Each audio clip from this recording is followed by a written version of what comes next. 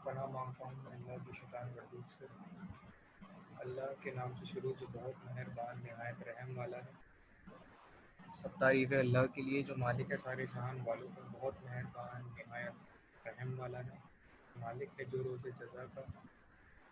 हम तेरी ही इबादत करते हैं और तुझी से मदद मांगते हैं। हमको सीधा रास्ता चला, रास्ता उनका जिन पर तूने इनाम किया, ना कि उनका जिन पर तेरा फर्ज हुआ और ना धोखे हुआ। सदक़ल्लाहुल अज़ीम। I welcome all of you in the online session of electromagnetic field theory. Last जो सेशन हम डिस्कस कर रहे थे उसमें हमने डिस्कस किया था बायोट-सावर्ट लॉ से रिलेटेड कुछ कॉन्सेप्ट्स, और हम कुछ एक आध मिनट वेट कर लेते हैं ताकि सब लोग ज्वाइन कर लें सेशन को। तो ये ऑनलाइन सेशन आप सब लोगों की बेटरमेंट के लिए और सब लोग साथ पढ़ लें मकसद के लिए हम अरेंज करते हैं।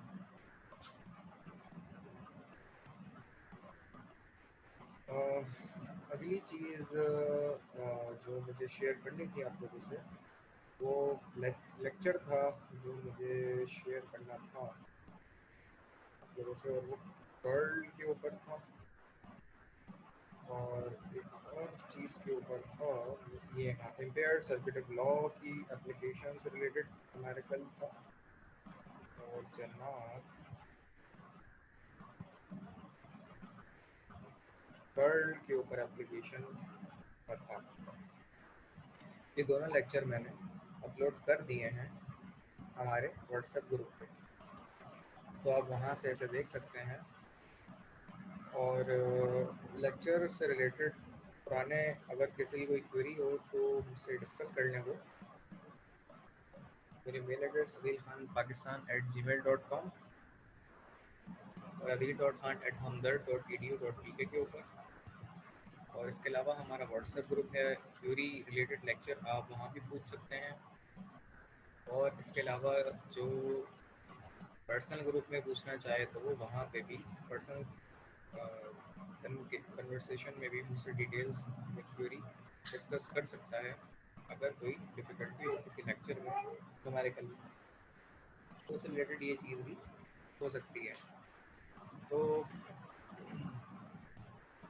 आज के सेशन को हम स्टार्ट करते हैं थोड़ी देर में। अब तक किसी ने सेशन को ज्वाइन नहीं किया है तो तब के मैं ये चीज़ दोपहर को ही अनाउंस कर चुका था। हमारे नंबर ऑफ़ सेशन जो है वो कम है और हमें अपने नंबर ऑफ़ सेशन लेक्चर्स को कंप्लीट करना है, फुलफिल करना है।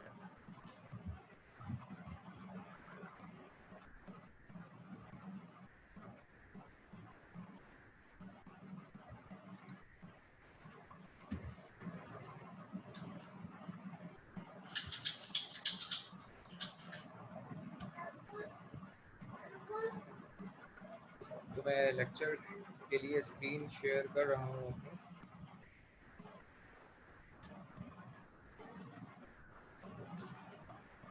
जो कि एम्पेयर सर्किट लॉ से रिलेटेड है।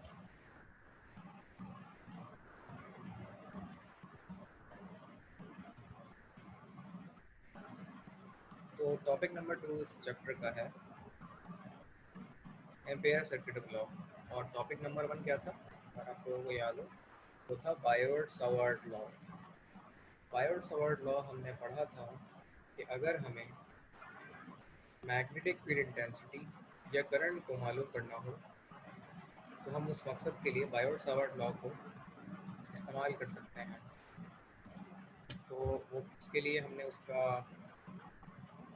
फॉर्मूला देखा था और पूरी डेरिवेशन उसके लिए ड्राइव की थी।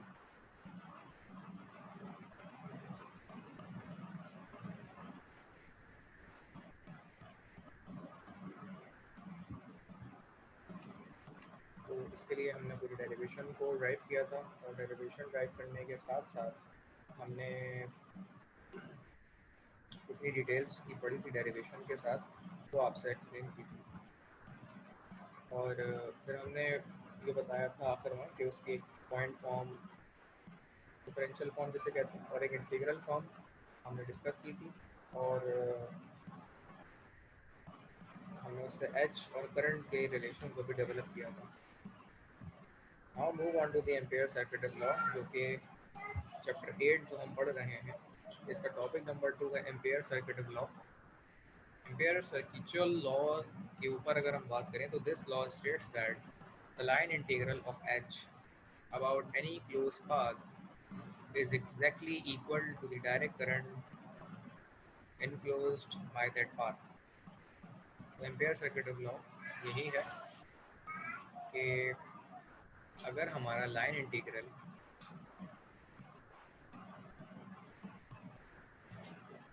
एच के अबाउट क्लोज हो, exactly equal to the direct current, तो हमारा मतलब करंट डेवलप होगा। अगर magnetic intensity differential elemental length के इंटीग्रल के तौर में निकालें तो उससे करंट डेवलप होगा। तो इस लॉ ने हमें डीसी करंट में जो हमने डेवलप किए बहुत सारी चीज़ें प्रोवाइड की, और इससे दो एप्लीकेशन भी इसकी मज़ीद ड्राइव हुई। This law is help us to solve problem more easy and convenient way, and to solve many applications of electromagnetics into applications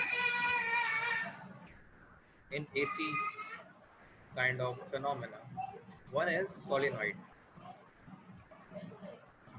Solenoid kind of application को अगर आप देखें तो मैग्नेटिक फील्ड के रीजन में हम एक कॉइल को प्लेस कर देते हैं। मैग्नेटिक फील्ड के रीजन में हम एक कॉइल को प्लेस कर देते हैं, और इस कॉइल की अलग अलग 4 डायमेंशंस को ऐड करके टोटल डायमेंशन ऑफ डी बनाता है। और इसकी पूरी स्टडी होती है कि कॉइल के अंदर किस तरीके से मैग्नेटिक फिनोमेना एग्जिस्ट करता है, और उसके नतीजे में हमारा एच का रिलेशन किस तरह उससे डेवलप होता है। तो एच इक्वल टू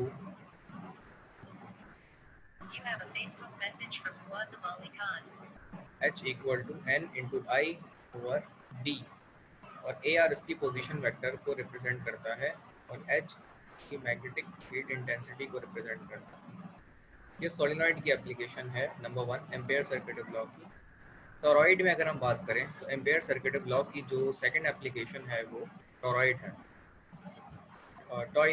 टॉरॉइड के अंदर हम करते ही हैं कि n को i से मल्टीप्लाई करते हैं ओवर 2 पाई e हम यहाँ प्लेस करते हैं, और ए आर यानी पोजीशन वेक्टर के रिप्रेजेंटेशन में हम एच को एक्सट्रैक्ट या मालूम कर लेते हैं। तो ये तो इसका फॉर्मूला है, लेकिन एप्लीकेशन का एप्लीकेबल है। हम एक कोर लेते हैं जो सर्कुलर कोर होती है, सर्कुलर कोर। सर्कुलर कोर को जो हम हासिल करते हैं, इसमें सर्कुलर कोर का मतलब ये है कि आपने जो कोर हासिल की है ये शेप वाइज सर्कल फॉर्म में है, और साथ ही साथ इसमें वायर को हमने माउंट किया हुआ है।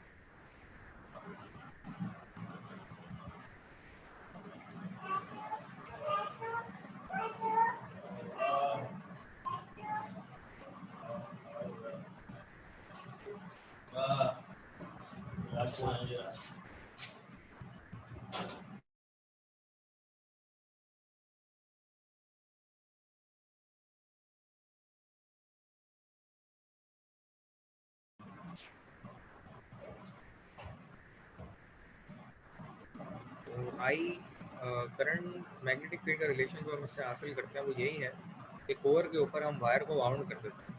वायर को जब बाउंड कर देते हैं तो हम वायर के इनकमिंग करंट को यहाँ से गुजारते हैं और आउटगोइंग करंट को यहाँ से एक्सट्रैक्ट करते हैं। तो करंट आने वाला और जाने वाला इस तरह से ये रिप्रेजेंट होता है। 2 पाई इसका सर्कुलर क्रॉस सेक्शन एरिया है क्योंकि ये सर्कल में है। n इसके नंबर ऑफ टर्न जो हम वायर को बाउंड करते हैं यहाँ से, और इस तरीके से इसके अंदर इस पूरी स्टडी जो कि करंट और मैग्नेटिक फील्ड के रिलेशन को हम इस तरीके से रिप्रेजेंट करते हैं। तो सोलिनॉइड और टॉरॉइड के अंदर हम इस दो एप्लीकेशन जो कि एम्पेयर सर्किट लॉ की होती हैं उसे डिफाइन करते हैं और उससे डेटा इस तरीके से हासिल करते हैं। वैसे यहाँ तक हमारा एम्पेयर सर्किट लॉ का ये टॉपिक एंड हो जाता है। यहाँ तक किसी कोई डिफ़िकल्टी है या पुराने किसी लेक्चर को आपने पढ़ा हो और आपको कोई डिफ़िकल्टी हो, so feel free to ask, I will answer your queries and questions. और अगर कोई क्वेरी नहीं है तो फिर हम अगले लेक्चर पे चलते हैं और उसे डिस्कस करते हैं। इससे पहले जो हमने 2 लेक्चर्स लिए हैं वो हमारे चैप्टर 8 के बेसिक्स ऑफ मैग्नेटिज्म के ऊपर हैं। मैग्नेटिज्म के जो कॉन्सेप्ट्स हैं उनसे रिलेटेड चीज़ें हम डिस्कस कर रहे हैं। मैग्नेटिज्म से रिलेटेड, मैग्नेटिज्म के अंदर हमारे किस तरीके से चीज़ें रिएक्ट करती हैं, डील करती हैं और वो रिप्रेजेंट की जाती हैं, ये सारे फिनोमेना हम मैग्नेटिक फील्ड के डिस्कस कर रहे होते हैं।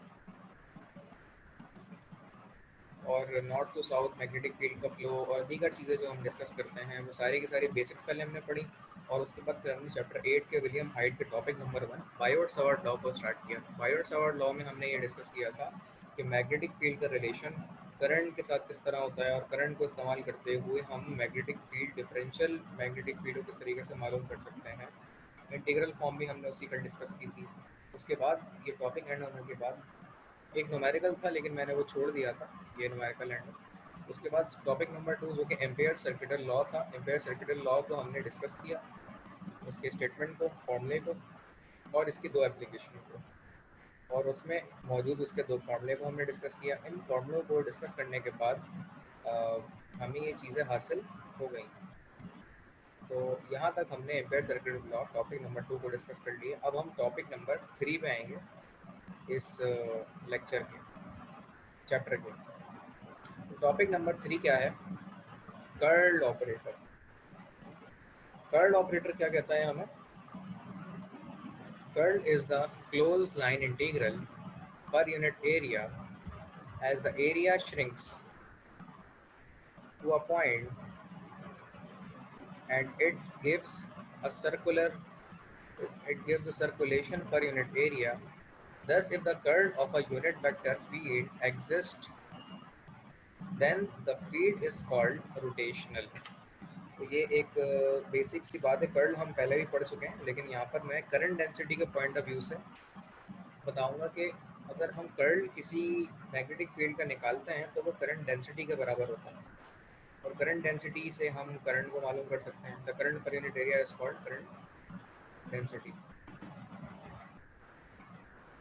और जो कर्ल ऑफ एच निकालते हैं ये हम जे के बराबर लेते हैं, तो ये भी हम रिलेशन पढ़ेंगे। सबसे पहले तो ये हमने डिस्कस कर लिया कि कर्ल ऑपरेटर जो होता है एक नॉर्मल मैग्नेटिक वेक्टर फील्ड को रोटेशनल मैग्नेटिक फील्ड में कन्वर्ट करने के लिए कर्ल ऑपरेटर इस्तेमाल किया जाता है। इसमें जो प्रॉपर्टीज़ हैं वो कर्ल की हैं। The curl of vector is a vector quantity. किसी भी वेक्टर क्वांटिटी का कर्ल निकालें तो उसका खुद का आंसर कर्ल आता है। The divergence of curl is zero. अगर कर्ल का डाइवर्जेंस निकालें तो वो जीरो आएगा। और याद रखें किसी भी एंटिटी के साथ अगर कर्ल के ऑपरेटर डेल ऑपरेटर को लिखना हो तो आप क्रॉस लिखते हैं, और डाइवर्जेंस के साथ लिखना हो तो आप उसे डॉट डेल लिखते हैं। तो डाइवर्जेंस जब लिखते हैं तो डेल डॉट पर्टिकुलर थिंग, और जब हम कर्ल लेते हैं तो वो particular thing that cross curl. तो इस तरीके से हम इसको हासिल करते हैं। पॉइंट नंबर 3 है the curl of a scalar makes no sense. Scalar का कर्ल नहीं हो सकता, या कर्ल स्केलर नहीं हो सकता, क्योंकि कर्ल लिया ही वेक्टर का जाता है और कर्ल का आंसर भी वेक्टर में आता है। तो हम कर्ल को फिर इस्तेमाल क्यों करते हैं, ये एक सवाल है।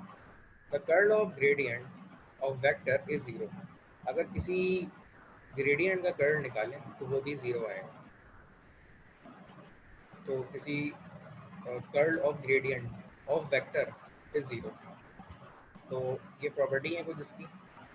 तो एक सवाल ये था कि कर्ल वेक्टर का, किसी वेक्टर का अगर कर्ल लें तो उसका आंसर वेक्टर में ही आता है, तो फिर फ़ायदा क्या कर्ल लेने का। तो हम कर्ल को इस्तेमाल क्यों करते हैं, कर्ल की एप्लीकेशन कहाँ है। तो हमारे साथ जो 2 दोस्त हमारे मौजूद हैं, मैं इनसे सवाल करता हूँ कि क्या आप बता सकते हैं कि कर्ल को हम कहाँ इस्तेमाल करते हैं। शुरू के लेक्चर्स में हमने डिस्कस किया था कुछ 12वें-13वें में। अगर आप लेक्चर को पढ़ते हैं, रिकॉल करते हैं तो आपको याद आ जाएगा। कोई जवाब दे दे, रेलेवेंट इरेलेवेंट कोई भी एटलीस्ट जवाब दे। सर डाइवर्जेंस लेने के लिए। नहीं, हम कर्ल को क्यों निकालते हैं? सर सर्किल के लिए हम निकालते हैं कर्ल को। सर्किल के ये कर्ल को निकालते हैं, इसका क्या मतलब है भाई? मतलब एक किसी चीज का रेडियस मालूम करने के लिए, सर्कल मालूम करने के लिए हम कर्ल निकालते हैं पहले। सर्किल मालूम करने के लिए कर्ल निकालते हैं, ये आपने कहीं पढ़ा है क्या इस चीज़ को सर? नहीं सर, मुझे ऐसा लगा जब भी मैंने बताया। सर ऐसा जी, सर किसी जैसे वेक्टर फील्ड को स्केलर फील्ड में कन्वर्ट करने के लिए तो नहीं करते? कि वेक्टर फील्ड को स्केलर फील्ड में कन्वर्ट करने के लिए हम डाइवर्जेंस को इस्तेमाल करते हैं। तो ये रीज़न है कर्ल। डाइवर्जेंस में स्केलर वेक्टर से स्केलर कन्वर्ट करते हैं, ग्रेडियंट में हम स्केलर से वेक्टर कन्वर्ट करते हैं, डाइवर्जेंस में हम वेक्टर से स्केलर कन्वर्ट करते हैं। लेकिन हमारा जो कर्ल ऑपरेटर होता है वो वेक्टर स्केलर से रिलेट नहीं करता। हमारा कर्ल ऑपरेटर जो है वो एक वेक्टर फील्ड को रोटेशनल वेक्टर फील्ड में कन्वर्ट करता है। एक वेक्टर फील्ड को रोटेशनल वेक्टर फील्ड में, रोटेटरी मैग्नेटिक फील्ड में कन्वर्ट करता है। इस फिनोमेना को कर्ल ऑपरेटर कहा जाता है, जो एक पॉइंट तक कन्वर्ज होता है, आके एक पॉइंट पे कन्वर्ज होता है या एक पॉइंट से कन्वर्ज हो रहा होता है, तो उसे हम कर्ल ऑपरेटर कहते हैं। तो इस तरीके से हम इसे निकालते हैं। आगे कंटिन्यू करते हैं। तो इससे पहले भी हमने कर्ल को डिस्कस किया है, इसलिए मैं रिक्वेस्ट करूँगा कि पुराने लेक्चर भी रिकॉल करें, ताकि आपको ये बेसिक तरह की चीज़ें तो सहन नशीन हो।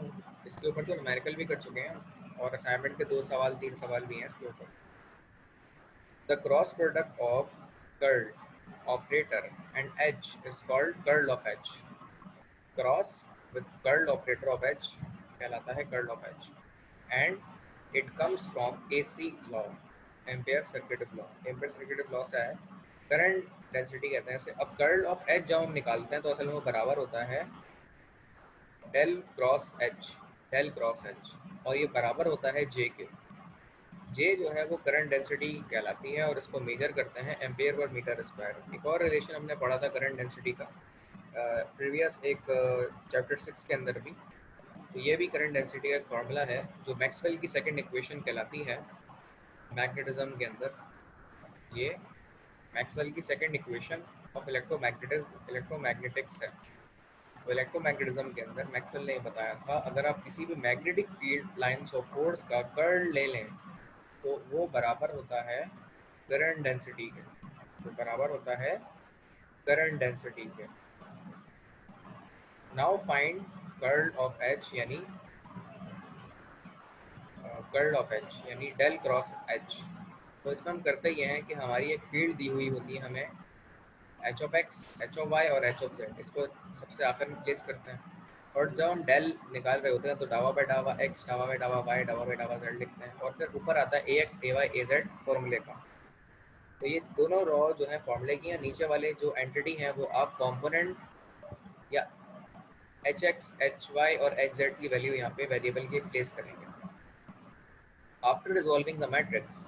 अच्छा, ये कार्टेशियन कोऑर्डिनेट सिस्टम में, इसी तरह सिलेंड्रिकल और स्फेरिकल कोऑर्डिनेट सिस्टम में भी इन मैट्रिक्स को फॉलो किया जाएगा, और इन मैट्रिक्स में रिजॉल्व करेंगे इन वेक्टर्स को।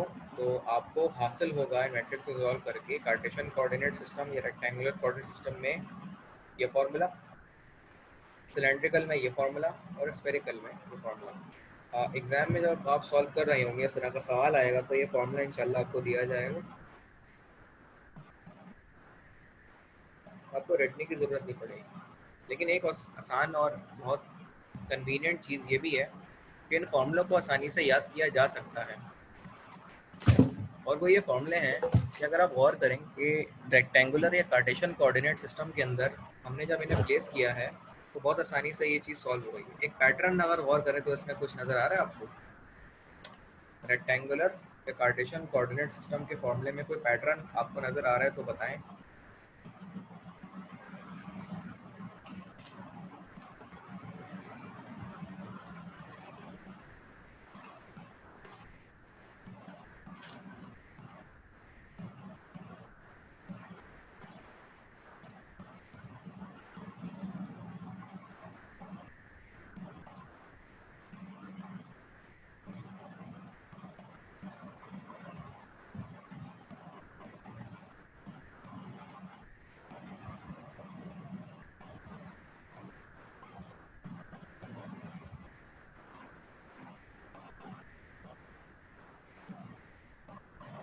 सर पैटर्न मतलब किस सेंस में कह रहे हैं आप?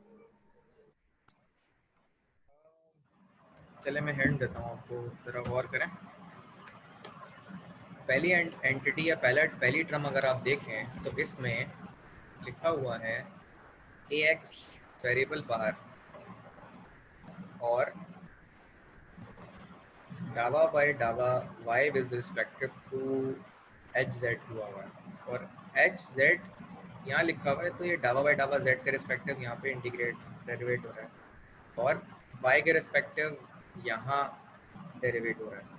अगर यहाँ डेरिवेट y के रिस्पेक्टिव हो रहा है तो यहाँ पे h ऑफ y होगा, और इस पूरी एंटिटी के अंदर x नहीं है क्योंकि x बाहर है। यही सिनेरियो प्लस करके डावा बाय डावा z यहाँ लिखा हुआ है और h ऑफ z यहाँ होगा डावा के कॉन्स्टेंट्स में। अच्छा ये y है तो y अंदर नहीं होगा, इसका मतलब यहाँ और यहाँ x होगा, तो डावा x बाय डावा h ऑफ x होगा। सिंपल सिनेरियो हो गया यहाँ। और अगर आप यहाँ गौर करें तो मोहित साहब ये ज़रा समझाएं, तीसरा वाला जो मैंने दो बता दिए, आप तीसरा वाला बताएं।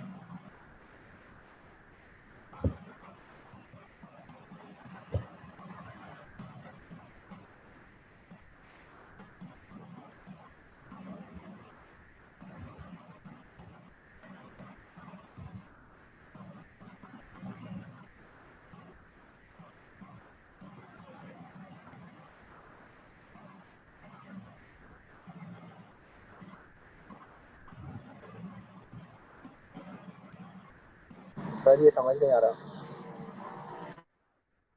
जनाब तो रेज भाई आप बताएंगे मैंने क्या बोला है अभी। रेक्टेंगुलर कोऑर्डिनेट सिस्टम को फॉर्मूले के अंदर पैटर्न मैंने एक बताया, तो वो क्या मैंने बताया आप ज़रा समझा दें।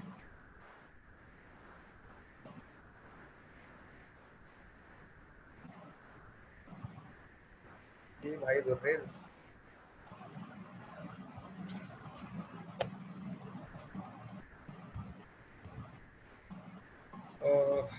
चलें बहुत आसान है, बता देता हूँ आपको। देखें ये पहली एंटिटी ax की होती है, लेकिन इसके अंदर x का कोई जिक्र नहीं होता, तो हम h ऑफ z को लेंगे, z के रिस्पेक्टिव यहाँ पे विद रिस्पेक्टिव टू डेरिवेट कर लेंगे।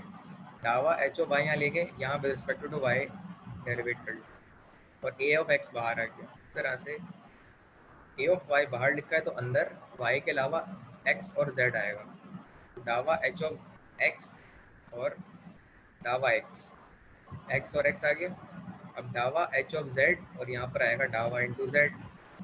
तो ये एक पैटर्न चल रहा है यहाँ पे। इसी तरह प्लस डावा, अच्छा ये z का होगा तो अंदर क्या आएगा x और y, यहाँ पर आएगा डावा x और माइनस डावा h ऑफ x, यहाँ पर आएगा डावा y और यहाँ पे डावा h ऑफ y, और इस तरह आखिर में a ऑफ z लिखा हुआ है। तो ये पूरी एंटिटी रेक्टेंगुलर कोऑर्डिनेट सिस्टम में इस तरह रिप्रेजेंट की जाएगी, जिसे कार्टेशियन कोऑर्डिनेट सिस्टम भी कहते हैं। यही सेम सिनेरियो यहाँ भी चलेगा और यहाँ पे भी चलेगा, लेकिन इनमें कुछ थोड़ा थोड़ा फ़र्क है। लेकिन मैं बता ये रहा था कि ये न्यूमेरिकल मैं आप लोगों को दे दूँगा जब इंशाल्लाह ये हम करेंगे।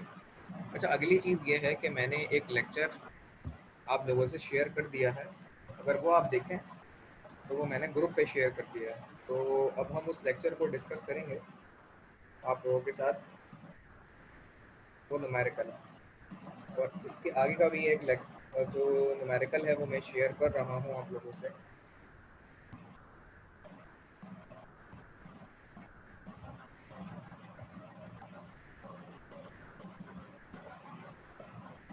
और ये भी हो गया। तो मेरे ख्याल में दोनों तस्वीरें आपको लेक्चर में मिल गई होंगी। अच्छा कल जो हमारी क्लास होगी वो इंशाल्लाह हम कंडक्ट करेंगे 10 सवा 10 बजे।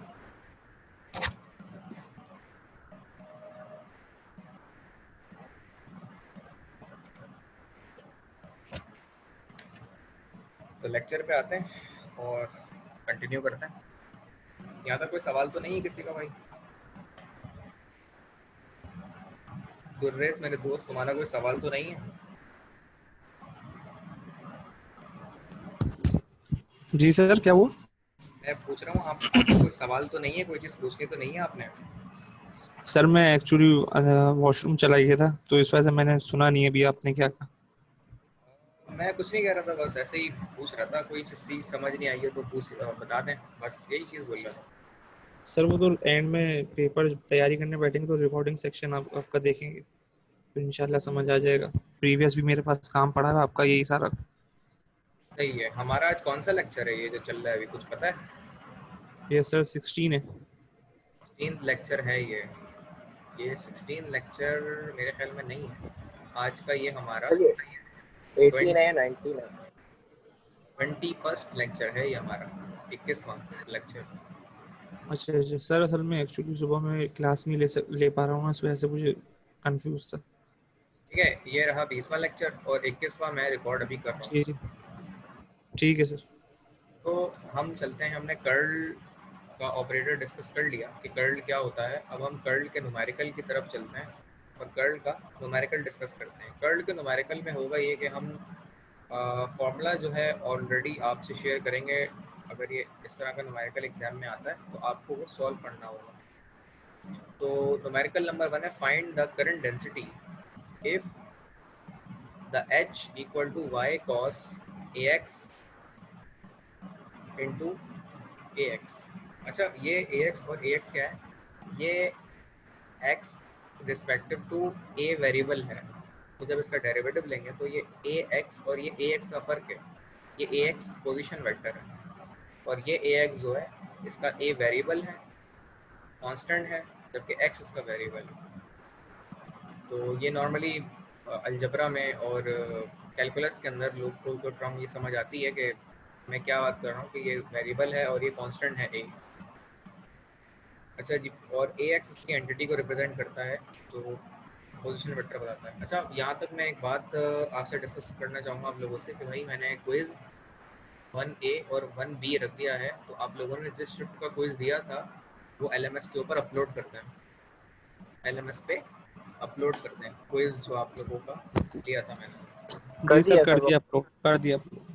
सही है, तो जिसने नहीं किया तो उसको भी बता दीजिएगा कि अपना क्विज़ जो है भाई वो अपलोड कर दे, ताकि वो मैंने 27 तक उसकी डेट रखी है अपलोड करने की ना। तो आज जो है 25 तारीख हो गई है, तो 27 तक वो फुलफिल कर लेंगे रिक्वायरमेंट। और असाइनमेंट की क्या डेट रखी है, याद है किसी को? सर 4 अक्टूबर। 4 अक्टूबर डेट है जी असाइनमेंट की। तो 4 अक्टूबर तक हम जितने असाइनमेंट के सवाल करेंगे वो आपको उसकी तस्वीर लेके LMS पे अपलोड करनी होगी, तो इस तरह आपका क्विज भी फुलफिल हो जाएगा। और मैंने क्विज के अब तक कितने सवाल दे दिए,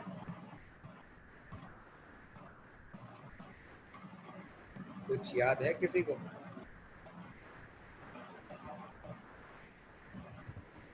सर 40 14 40। अच्छा, तो 14 सवाल पहले हो कर गए थे। लीजिएगा, ठीक है।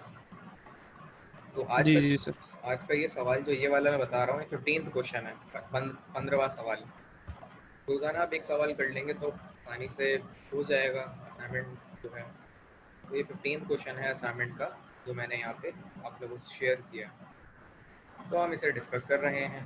तो find the current density J if H की जो मैग्नेटिक फील्ड है वो AX ये है और AZ ये है, इसमें AY नहीं है, तो मतलब AY की वैल्यू 0 एट द फेज, उस फेज में निकालना है। According to Maxwell second equation, Maxwell की सेकंड इक्वेशन क्या कहती है कि करंट डेंसिटी बराबर होती है कर्ल ऑफ H, यानी H का अगर आप कर्ल ले लें तो वो करंट डेंसिटी के बराबर होता है।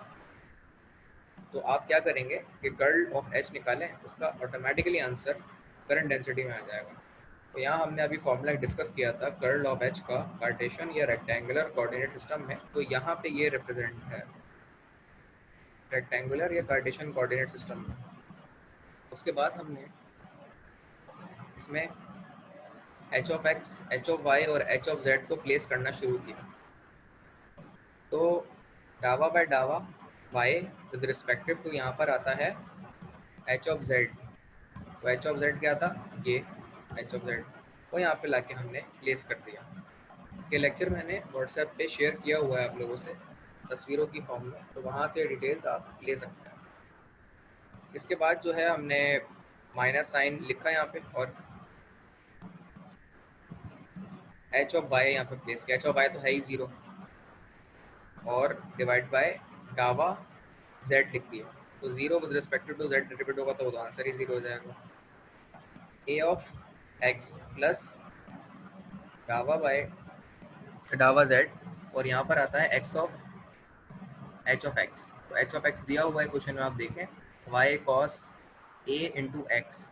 ए जो है कॉन्स्टेंट है, एक्स जो है यहाँ पे वेरिएबल है। तो cos A X with respective to Z derivate होगा तो वो भी ज़ीरो, और Y with respective to Z derivate होगा तो वो भी ज़ीरो। तो ये पूरे का आंसर ज़ीरो हो जाएगा।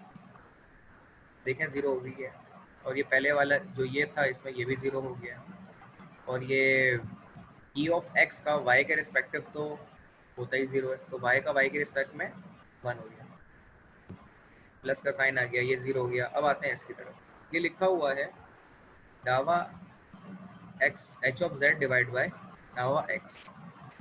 तो एच ऑफ जेड की जो वैल्यू है वो E plus E of x के बराबर है। तो देखें y का x के रिस्पेक्टिव तो ज़ीरो हो जाएगा, लेकिन e ऑफ x का x के रिस्पेक्टिव e ऑफ x ही रहेगा माइनस का साइन के साथ, और बाहर लिखा हुआ है a ऑफ y हमने रिप्रेजेंट कर दिया, फिर प्लस का साइन आ गया। उसके बाद डावा h of y divide by डावा x। तो अगर आप गौर करें कि डावा h ऑफ y की वैल्यू तो दी हुई ही ज़ीरो है, क्योंकि उसने कॉम्पोनेंट a ऑफ x और a ऑफ z दिया हुआ है। तो जब इसको यहाँ प्लेस करेंगे और निकालेंगे डेरिवेटिव, तो ज़ीरो के रिस्पेक्टिव x का डेरिवेटिव ज़ीरो हो जाएगा, क्योंकि ज़ीरो का तो डेरिवेटिव भी ज़ीरो ही होता है। अब डावा, अब यहाँ प्लेस करेंगे हम डावा h of x divide by डावा y। तो h ऑफ x कितना है, y cos a into x. तो यहाँ प्लेस किया, अब इसको डेरिवेट कर लेंगे विद रिस्पेक्टिव टू y। तो y का y के रिस्पेक्ट में हो जाएगा वन, और रह जाएगा cos a इंटू एक्स, तो हमने लिख दिया वो, और ब्रैकेट के बाहर लिखा हुआ है a इंटू जेड। तो ए एक्स ए वाई ए जेड इसका पोजिशन वेक्टर है। उसके बाद हम इसमें जो रिमेनिंग चीज़ें उसको लिखेंगे। देखें one plus zero become one, यानी ए ऑफ एक्स ही रह जाएगा, minus into E of X into A Y, तो ये minus E of X into A Y रह जाएगा। उसके बाद प्लस और माइनस माइनस हो जाएगा, तो यहाँ मैंने ये माइनस लिखा, ये काट दिया, तो minus cos A x into A Z. तो इस तरह से यहाँ से हमने कर्ल निकाल लिया इसका यहाँ तक। अभी आगे क्वेश्चन सॉल्व होगा, लेकिन यहाँ तक अगर कोई किसी का सवाल है तो पूछ लें, मैं रिपीट कर दूँगा आप लोगों से, या आप लोगों से डिस्कस कर लेंगे। अगर यहाँ तक कोई डिफ़िकल्टी, कोई सवाल किसी के जहन में हो, ये लेक्चर मैंने ऑलरेडी शेयर कर दिया है अपने व्हाट्सएप ग्रुप पे, जो आप लोगों के साथ हमारा समर EMFT का बना हुआ है, समर 2020 का। कोई डिफ़िकल्टी यहाँ तक हो तो पूछ लें।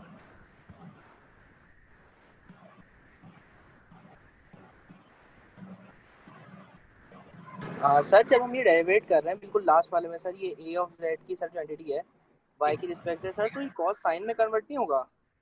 नहीं, देखें ना, ये लिखा हुआ है cos a ऑफ x है, तो a तो कांस्टेंट है लेकिन x वेरिएबल है, तो x का वेरिएबल y के रिस्पेक्टिव कैसे डेरिवेट लिया जा सकता है? तो ये वजह है। सर समझ गया। तो y जो था वेरिएबल, वो तो y का y के रिस्पेक्ट में निकल सकता है, तो हमने y का y के रिस्पेक्ट में वन कर दिया, और वो आसानी से सॉल्व हो गया। तो इसलिए तो cos का जो डेरिवेट था वो हमने y की वजह से वो बच गया, वरना अगर यहाँ y नहीं होता तो cos का y के रिस्पेक्टिव डेरिवेट होता ही ज़ीरो, तो वो एंटिटी ही ज़ीरो हो जाती। तो ये एक रिजल्ट है यहाँ तक जो हमने डिस्कस किया। अच्छा, रिमेनिंग जो लाइन में आंसर है ये वाला जो हमने निकाला है, तो यहाँ तक मेरे ख्याल में कोई डिफ़िकल्टी नहीं है, क्योंकि रिमेनिंग जिनका डेरिवेटिव ले लिया उनको यहाँ पे प्लेस कर लिया एक ही लाइन में लिखने के एक्सप्रेशन के बाद। At y of z phase the y equal to zero. अगर हम y ऑफ z निकालें तो phase y equal to zero पे क्या होगा? तो उसने हमने कहा क्या था, उसने आखिर में हमसे कहा था कि हम ये मालूम तो करें but at the plane of y into Z. तो y ऑफ z, y और z का जो प्लेन होता है वो प्लेन होता है जिसमें y की वैल्यू एग्जिस्ट करेंगी, z की वैल्यू एग्जिस्ट करेंगी, लेकिन x की वैल्यू वहाँ पे ज़ीरो हो जाएगी। ठीक है जनाब। तो y ऑफ z का प्लेन वो प्लेन होता है जहाँ पे y की वैल्यू एग्जिस्ट करेगी और z की वैल्यू एग्जिस्ट करेगी, लेकिन x की वैल्यू वहाँ पे 0 होगी, इसे कहते हैं वाई जेड प्लेन। इसके सिंपल एग्जांपल मैं दे दूँ, अगर आप x के एक्सिस के ऊपर y की वैल्यू निकालें तो वो 0 होगी, और y के एक्सिस के ऊपर अगर x की वैल्यू निकालें तो वो भी 0 होगी, क्योंकि जिसका एक्सिस होता है वैल्यू भी सिर्फ उसी की वैलिड करती हैं, और दूसरी वैल्यूज उसके एक्सिस पे 0 होती हैं। सिमिलरली किसी दूसरे एक्सिस के ऊपर अगर आप किसी दूसरे वेरिएबल की वैल्यू निकालें तो वो 0 हो जाएगी। तो एक्स एक्सिस पे x की वैल्यू एग्जिस्ट करेगी ओनली, y 0 होगा, और y एक्सिस के ऊपर x की वैल्यू एग्जिस्ट करेगी, और y एक्सिस के ऊपर y की वैल्यू एग्जिस्ट करेगी और x 0 होगा। और अगर हम z एक्सिस की बात करें या y और z एक्सिस की बात करें, क्योंकि 3D के अंदर कॉम्बिनेशन x y z अलग अलग नहीं बनते बल्कि कंबाइन भी बनते हैं, x y y z a x z y y z, इस तरह कॉम्बिनेशन बनते हैं। तो जब कॉम्बिनेशन हम एक पोर्शन की बात करेंगे y इंटू जेड की, तो इसमें जो तीसरी एंटिटी होगी ना वो 0 हो जाएगी, समझ रहे हैं? तो जिसका एक्सेस है सिर्फ उसकी वैल्यू एग्जिस्ट करेगी, बाकी दीगर वैल्यू 0 हो जाएंगी। तो इस वजह से हमने यहाँ लिखा है कि at Y Z plane the value of x equal to 0। तो वाई जेड प्लेन पे x की वैल्यू 0 हो जाएगी। तो जहाँ जहाँ पे भी ऊपर एक्सप्रेशन में x आ रहा है उसको 0 प्लेस कर देंगे। देखें e ऑफ 0 प्लेस किया, किसी भी चीज़ की पावर 0 तो वो 1 हो जाता है, यानी कि -1 आता है। ये पहले से ax था माइनस ay हो गया, उसके बाद माइनस साइन आ गया, फिर cos a इंटू एक्स। अब यहाँ x की वैल्यू 0 पुट करें तो cos into a become 0, cos 0 into a become 0 यानी cos 0, और cos 0 कितना होता है? 1 होता है। तो इसका आंसर आ गया j equal to 1 into A X minus 1 into A Y minus 1 into A Z और एम्पेयर पर मीटर। ये इसका यूनिट है जो हमने पढ़ा है। एम्पेयर पर यूनिट होता है, नहीं, ampere per metre square current density है ना, current per unit area is called current density. तो इस तरीके से हमने इसे मालूम कर लिया है। यहाँ तक होपफुली कोई डिफ़िकल्टी किसी को नहीं होगी कि हमने ये न्यूमेरिकल किस तरीके से सॉल्व किया है। तो यहाँ हमने की वैल्यू को मालूम कर लिया। असाइनमेंट का क्वेश्चन नंबर 15 हो जाए। तो ये ज़रा हम यहाँ पर कोई डिफ़िकल्टी किसी को हो, क्यूरी हो तो पूछ लो।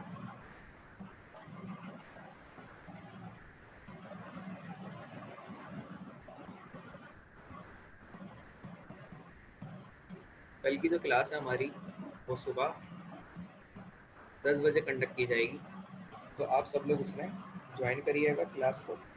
और कोई क्यूरी रिलेटेड हो, क्योंकि आप लोगों को पढ़ना शुरू कर देना चाहिए अब, क्योंकि ये तीसरे वीक के बाद मिड हो जाते हैं। मिड फिलहाल पोस्टपोन्ड हो गए, आगे चले गए, तो एकदम से अगर आपको एक वीक पहले बता दिया जाएगा तो आप पैनिक हो जाएंगे और तैयारी तब शुरू करेंगे। तो मैं आपसे यही कहूँगा कि तैयारी पहले से करना शुरू कर दें।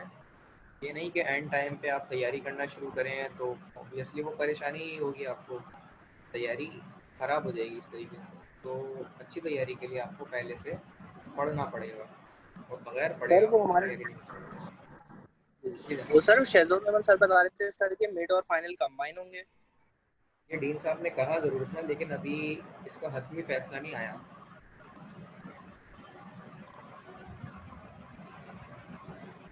तो अभी हम इसका वेट कर रहे हैं, जब डीन साहब कहेंगे तो कंबाइन ले लेंगे, तो ये तो और आसान हो जाएगा। अब एक साथ ही सारी तैयारी कर लेंगे और एक दफ़ा पूरा कोर्स आ जाएगा, इससे ही ख़त्म हो जाएगा।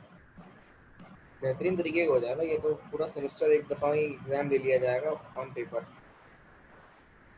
तो ये तरीका सही है वैसे आपके लिहाज से, अगर हम मिड और फाइनल एक साथ लेते हैं तो?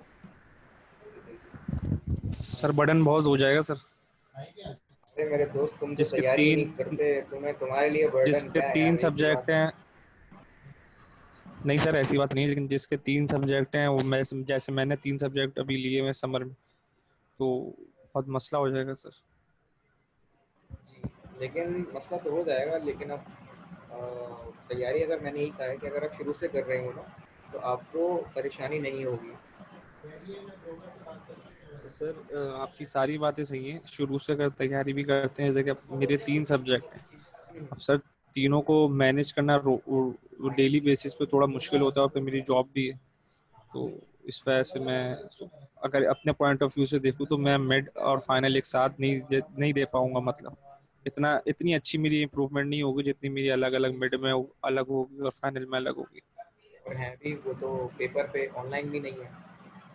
ऑनलाइन भी सर, ऑनलाइन का भी हो या फिर फाइनल का भी हो, जैसे वहाँ पे रिटर्न भी हो, जी, लेकिन पेपर तो पेपर है ना, टेंशन तो दोनों में होती है। ये बात तो सही है, लेकिन भाई मैं यही मशवरा दूंगा, तैयारी शुरू कर दें। एंड टाइम पे पता लगा तो आप नहीं दे पाएंगे एक साथ, मतलब कोई भी नहीं दे पाएगा एक साथ मिड और फाइनल, क्योंकि नॉर्मल प्रैक्टिस ऐसी नहीं है किसी की भी ना।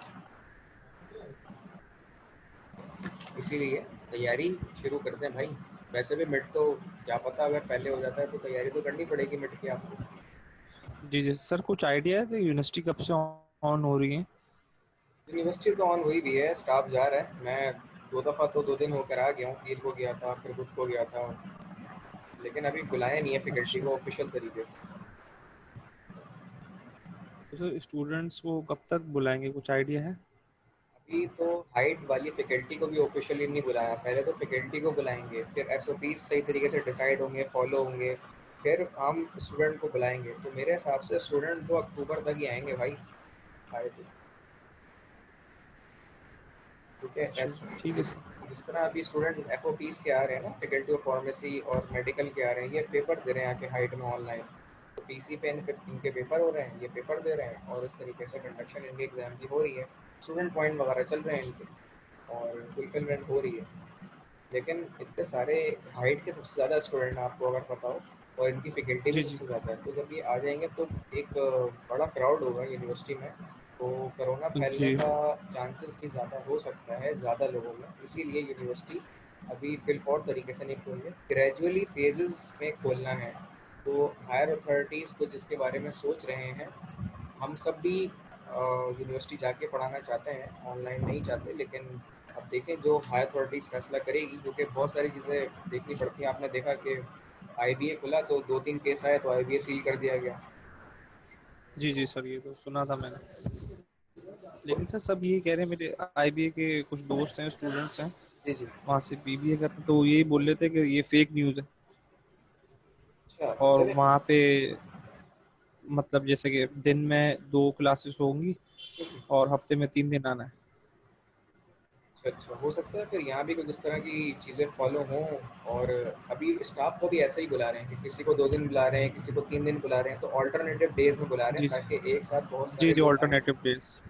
यहाँ सही कह रहे यूनिवर्सिटी हैं और सर। हाइट में भी ऐसे हुआ है। देखिए अब आगे फॉलो क्या होता है, क्योंकि हमारी बेटरमेंट के लिए ही फैसले किए जा रहे हैं, बजाय इससे कि हम बिल्कुल सर, आके परेशान हो फिर हमारी फैमिली सफ़र करे। तो इससे बेहतर है ना कि एसओपीज़ और घर में रह के ही पढ़ा लिया जाए। लेकिन बहरहाल अभी देखें क्या हायर अथॉरिटी डिसाइड करती है, तो वही हमें फॉलो करने होंगे उसके मुताबिक चीज़ें। सर आप क्विज 2 कब तक लेंगे? आप बता दें, कल ले लेते हैं। नहीं नहीं सर, मैं पूछ रहा था। और सर ये बता दीजिएगा थोड़ा सा, पेपर की तैयारी मतलब असाइनमेंट और लेक्चर्स दोनों से करें, या सर कुछ इंपॉर्टेंट बताएंगे आप? जी इम्पोर्टेंट। सर, अगर जैसा कि अगर फाइनल और मिड जैसा आप बता रहे हैं अगर एक साथ होते हैं, जी जी। तो सर कुछ थोड़ा हेल्प कर दीजिएगा। मतलब ये नहीं कि मैं कह रहा हूँ कि आप पूरे सारे सवाल बता दें, मतलब ये बता दें कि हम फोकस इस पे ज़्यादा करें, असाइनमेंट के सवाल जो दिए आपने उन पे फोकस ज़्यादा करें। असाइनमेंट के सवाल के ऊपर फोकस कर लें, और जितनी थ्योरी बताई है पढ़ाई है मैंने, वो पढ़ लीजिएगा, और इस तरह से तैयारी हो जाएगी। सर मतलब कॉन्सेप्शनल पेपर तो नहीं आएगा ना, तो जैसा डॉक्टर राशिद देते हैं? मुझे नहीं पता वो कैसा पेपर देते हैं। सर उनके मतलब वो रीजंस बहुत होते हैं और कॉम्प्लेक्स इंजीनियरिंग प्रॉब्लम्स होती हैं उनकी। और नहीं नहीं, मैं उस तरह तो नहीं दूंगा। जो चीज़ें पढ़ाई हैं वो वैसे ही सीधी सीधी आएंगी, जो न्यूमेरिकल पढ़ाए हैं वो वैसे ही सीधे सीधे आएंगे। उसमें वो कॉम्प्लिकेटेड कॉम्प्लेक्स इंजीनियरिंग प्रॉब्लम और रीजनिंग वाले सवाल नहीं आएंगे।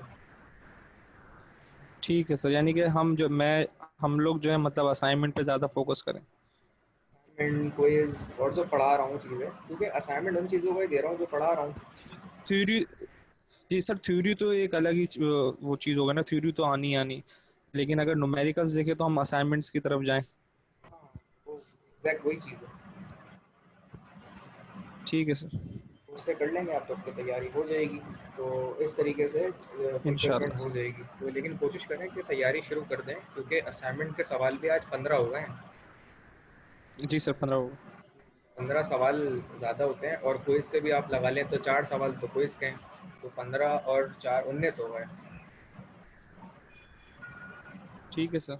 इंशाल्लाह तो स्टार्ट करें। इसलिए मैं ये कह रहा हूँ कि तैयारी शुरू करते हैं, थोड़ी थोड़ी करके ही करें, लेकिन शुरू ज़रूर करें, क्योंकि आखिर में अगर ये फैसला हो जाता है ना कि मिड और फाइनल स्टार्ट होंगे, तो आपने अगर पहले से तैयारी करते हुए आ रहे हैं तो आपको परेशानी नहीं होगी, बर्डन नहीं होगा। वरना तो यही होगा कि एंड टाइम पर अब आप भाई 2 पेपर दें, तो आप चाहे कितना शोर मचाएं, एहतजाज करें, पेपर तो देने पड़ेंगे। तो इसलिए बेहतर यही है कि तैयारी शुरू से करते हुए चलें, क्योंकि कोई पेपर अभी ना आपकी हमारी मर्ज़ी से नहीं बना सकता। पेपर बिल्कुल आसान करके भी बनाया नहीं जा सकता, क्योंकि टीचर जब मेहनत से पढ़ा रहा है तो वो उसके मुताबिक चीज़ें पूछता भी है, बताता भी है, तो ये सारी चीज़ें इस तरह से फॉलो करनी पड़ेंगी। तो बस ये चीज़ें ध्यान में रखिएगा, और इंशाल्लाह हम कोशिश करेंगे कि आपको समर में ज़्यादा टफ टाइम ना दें, लेकिन तैयारी तो ज़रूर करें ना। उसमें खाली कॉपी छोड़े, कोई इर्रेलेवेंट लिखे, उल्टी सीधी बातें लिखे, और वो एक्सपेक्ट करे कि टीचर बगैर पढ़े नंबर दे देगा, तो ये चीज़ें तो फुलफिल बिल्कुल नहीं हो सकती। आपको पढ़ना पड़ेगा, टॉपिक से रेलेवेंट चीज़ें समझनी पड़ेंगी और वो लिखनी पड़ेंगी। अभी मैं जितने 2 कोर्स पढ़ा रहा हूँ, जब मैं बच्चों से पूछता हूँ उसके हवाले से, तो लिटरली बच्चों को कुछ भी पता नहीं होता कि वो क्या पढ़ रहे हैं, किससे रिलेटेड है, रेलेवेंट क्या है, वो कुछ भी समझ नहीं रहे होते। और उनसे जो सवाल पूछता हूँ तो उनको वो भी नहीं आ रहा होता। और इससे अब तक अजम्पशन यही है कि बच्चे जो हैं वो सही से पढ़ नहीं रहे और उनकी कुछ समझ ही नहीं आ रहा। वो रोज़ाना नया टॉपिक देखते हैं तो बस बैठ जाते हैं कि भाई शायद अटेंडेंस लग जाएगी, लेकिन पुरानी चीज़ें रिवाइज़ करनी चाहिए, पढ़नी चाहिए, तभी तो आगे की चीज़ें समझ आएंगी। तो यहाँ तक कि इंस्ट्रक्शन पे हम आज के सेशन को एंड करते हैं। कल सुबह 10 बजे इंशाल्लाह क्लास कंडक्ट करेंगे, तो बाकी ओके सर, इंशाल्लाह कल सुबह आप लोगों से मुलाकात होगी। आज के सेशन को एंड करते हैं यहाँ इंशाल्लाह। पे। अल्लाह हाफ़िज़। ओके सर, चलिए, अल्लाह अल्लाह हाफिज़। हाफ़िज़ सर। अल्लाह हाफिज़।